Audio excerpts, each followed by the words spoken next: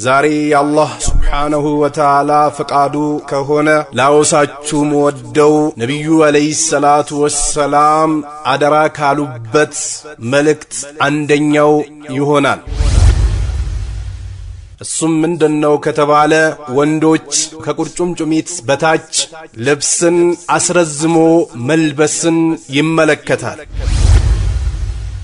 ነብዩ አለይሂ ሰላቱ ወሰላም በተለያየ ሐዲታቸው ላይ ወንዶች ልብሳቸውን እንዳያስረዝሙ አማና ብለዋል። በአካልም ያገኙትን ልብስህን ከፍ አርግ ብሎ መክረዋል። እንዲሁም ደግሞ ሐዲታቸውም ላይ ይህንን ስነ ምግባር የሚፈጽሙ ሰዎችም አላህ ዘንድ ትልቅ ቅጣት እንደሚጠብቃቸው ተናግረዋል የአላህ መልእክተኛ።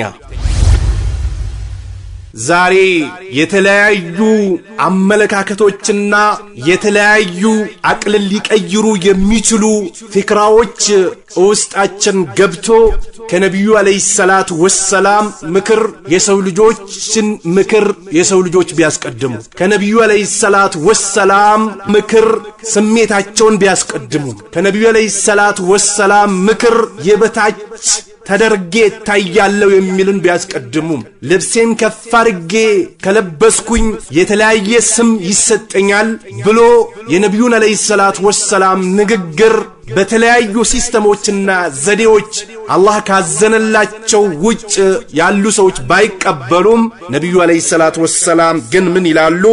መንጀራ ያስረዘማሉ ተውበሁ ልብሱን ኹየላ ለኩራት ብሎ ያስረዘማሉ ነብዩ አለይሂ ሰላቱ ወሰላም። ኩራት ብሎ ማለት ምን ማለት ነው ከተባለ ሐቅን አልቀበል ብሎ የማይቻል ነገር ላይ መዘውተር ራሱ ኩራት ነው የሚባለው።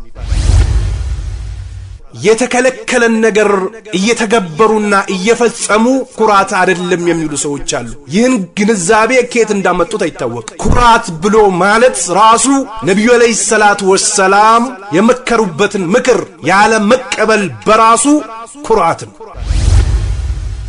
ልብስ መሬት ለመሬት እየተጎተተ ነጃሳ የሆኑ ነገሮች እየተጠረገበት ሴቶች አስረዝሞ ይልበሱ የተባለበትን በተቃራኒ ወንዶች እየለበሱ ከቤታቸው ሲወጡ ጫማቸውን አልብሶ ቢወጡም ኩራት አይደለም ብሎ ይጠቅሱታል። ከዚህ በላይ ምን ኩራት አለ? ነብዩ አለይሂ ሰላቱ ወሰላም የተናገሩትን ንግግር ካለ መቀበል አማና ያሉበትን ነገር ተቀብሎ ካለ መፈጸም በላይ ምንም አይነት ኩራት የለም። አስባልት ለአስባልት መሬትን እየጠረጉ ይሄዳሉ። በየሽንት ቤቱም ልብሳቸውን እየጎተቱ ይሄዱና ውዱ በሚያደርጉበት ሰዓት ከነቆሻሻው ሰብሰብ አድርጎ ጠቅልሎት ወደ መስጊድ ይገባል። ይህ ነብዩ አለይሂ ሰላቱ ወሰላም አጥብቆ አማና ያሉበት ጉዳይ ነው። የተከለከልንበት ጉዳይ ነው። ነብዩን አለይሂ ሰላቱ ወሰላም የሚቃረን ሰው ደግሞ የከፋ የሆነ ጀሃነም ተዘጋጅቶለታል።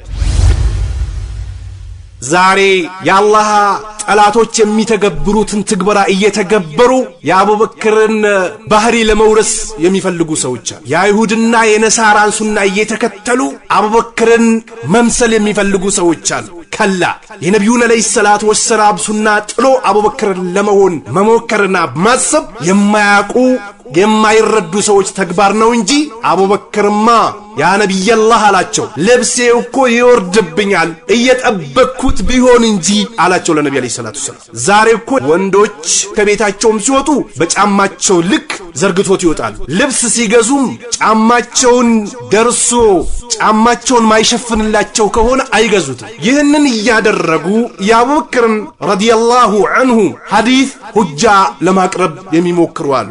ይህ ሞኝነት ነው። ዛሬ የሰው ልጆች ልብሱን አሳጥሮ ይለብሳል እንዳይባሉ ወይንም አክራሪ እንዳይባሉ የተለያየ ስም እንዳይሰጣቸው ጫማቸውን እያለበሱና የተለያዩ ሲስተሞችን የተጠቀሙ የአቡበክርን ሐዲስ የሚጠቅሱ ሰዎች አሉ። ይህ ግንዛቤ እስልምናን ከማያውቁ ስሜታቸውን ከሚከተሉ አላህና መልእክተኛው አለይሂ ሰላቱ ወሰላም ያስተላለፉትን መልእክት በስነ ስርዓት ያልተረዱና ማስተላለፍ የማይፈልጉ ሰዎች ግንዛቤ ነው እንጂ አቡበክር ረዲየላሁ ተዓላ ዐንሁ እኔ እየተቆጣጠርኩት ቢሆን እንጂ ይወርድብኛል እንዴት ይሻላል ብሎ ሲያቀርብላቸው ለነብዩ አለይሂ ሰላቱ ወሰላም አንተ እንደዛ ብሎ ከሚሰሩ ሰዎች አይደለም አሉት። ዛሬ አብዛኛው የሙስሊም ወጣቶችና የሙስሊም አባቶች ለኩራት ብሎ ነው የሚያደርጉት የሚተገብሩት ትግበራ ጓደኛ ዘንድ ዲን ላይ ጠንካራ ነው እንዳይባል ጓደኛ ዘንድ ልብሱን ከፍ ያደርጋል ተብሎ እንዳይተቹ ያንን ክብራቸው ለመጠበቅ ሲሉ ጫማቸውን ያለብሱና እኔ ለኩራት አይደለም ይላል ከዚህ በላይ ኩራት የለም وعنه انديوم دمو كابا هريرام عن النبي صلى الله عليه وسلم يا الله ملكتنيا ما سفل ياسر الزمالو نبي عليه الصلاة والسلام من الكعبين كقرچمچميت بتاج يلبسالو نبي عليه الصلاة والسلام من الإزاري كشرت ففي النار جهنم ውስጥ ነው አሉ ነብዩ አለይሂ ሰላቱ ሰላም እንግዲህ የአቡበክርን ሐዲስ ለራሳቸው የሚተረጉሙ ሰዎች ቢበዙም ግን ነብዩ አለይሂ ሰላቱ ሰላም በዚህ ሐዲስ ደግሞ ምንም አይነት መፈኛፈኛ በማይሰጥ መልኩ ከቁርጭምጭሚት በታች የሚለብስ ሼኽም ይሁን ደረሳም ይሁን ሀብታምም ይሁን ድሃም ይሁን ሁርም ይሁን አብድም ይሁን ጥቁርም ይሁን ነጭም ይሁን ከቁርጭምጭሚት በታች የሚለብስ ወንድ አሉ ነብዩ አለይሂ ሰላቱ ሰላም من الإزار كشرت ففي النار جهنم ውስጥ ነው አሉ ነብዩ አለይሂ ሰላቱ ሰላም رواه البخاري ዛሬ ኢኽዋኖች ተልቢስ ያደርጋሉ ኡማው ላይ ሱፊዮች ጋር ሲሄዱ ሱፊዮች ልብስን አሳጥሮ የሚለብስን አካል ስለማይወዱ ወደታች ጎደት ያደርጉታል ጠንካሮች ናቸው ብሎ የሚያስቧቸው አካሎች ጋር ሲሄዱ ደግሞ ወደ ላይ ጎደት ያደርጉታል ሰለጠን የሚሉ አካላቶች ጋር ሲሄዱ ደግሞ ወደታች ጎደት አድርጎ ጫማቸውን ያለብሱታል እንደ ቦታውና እንደ ጊዜው የሚንቀሳቀሱ ሰዎች አሉ ይህ አላህ ዘንድ ቅጣት የሚያስቀምስ ነጥብ ነው ችላ ብለን የምናልፈው ነጥብ አይደለም አሳጥሮ የሚለብስ አካል የነብዩን አለይሂ ሰላቱ ወሰለም ምክር የተቀበለ አስረዝሞ የሚለብስ አካል ደግሞ ነብዩን የሚቃረን አካል ነው እንጂ አስረዝሞ ለብሶ ነብዩን ወዳለው የለም አለይሂ ሰላቱ ወሰለም ነብዩን መውደድ ብሎ ማለት ጣቱ ፊማ አመር ባዘዙት እሺ ማለት ወጅቲናቡ ማነሃ አንሁ ወዘጀር ከከለከሉት ነገር መከልከል አላህ ላይመለክ ነው ነብዩ አለይሂ ሰላቱ ሰላም በደነገጉት ድንጋጌ እንጂ ስራ ሳይሰሩ ነብዩን ወዳለው የለም የሙስሊሙ ወጣት ይህንን የነብዩን አለይሂ ሰላቱ ወሰለም ምክር ተቀብሎ እንዳይተገብር የተለያዩ ፍርቃዎች የሙስሊሙን ወጣት በተለያዩ አመለካከቶችና በተለያዩ ባህሪያት የሙስሊሙን ወጣት ባህሪ ቢያበላሹትም ይህንን የነብዩን አለይሂ ሰላቱ ወሰለም ምክር ተቀብሎ እንዳይተገብር ቢያደርጉትም ኢኽዋኖች ብታስረዝምም ብታሳጥርም ምንም ችግር የለውም ከጊዜው ጋር ከሀገሩ ጋር ከአካባቢው ጋር ከስልጣኔው ጋር አብረሂድ ብሎ ህዝቡን ቢያስተኙትም ነብዩ አለይሂ ሰላቱ ሰላም ግን ጀሃነም ከሚጠብቃቸው ሰዎች አንደኛው ሰው ልብሱን አስረዝሞ የሚለብስ ነው ነኡዙ ቢላህ